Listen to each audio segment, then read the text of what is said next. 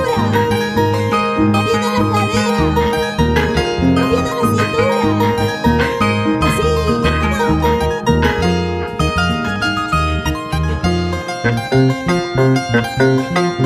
borracha, borrachita, me dicen por ahí, cervecera conocida, me llaman en mi pueblo. Así bien borrachita, me quieres con amor. Así bien borrachita, te canto esta canción. ¿Quién tiene el vaso? ¿Quién me dijo salud?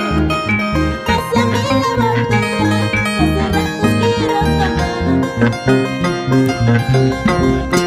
¿Quién tiene el vaso? ¿Quién me dijo salud? Pásame la botella, que hace rato quiero tomar. Un vaso de cervecita para brindar por ti. Y estoy bien borrachita, trátame con amor.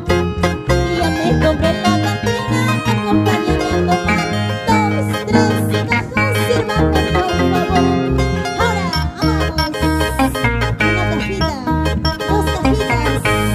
Vamos a brindar por el Día del Amor con todas las madrecitas en el restaurante Clara y Zuli. Eso. ¿Cómo se come? Rico, rico. ¿Cómo se toma? Rico, rico. ¿Cómo se goza? Rico, rico. En el restaurante Clara y Zuli. Ahora. Eso, eso, eso, eso.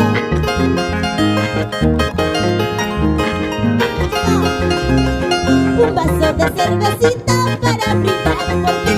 Y estoy bien borrachita, trátame con amor.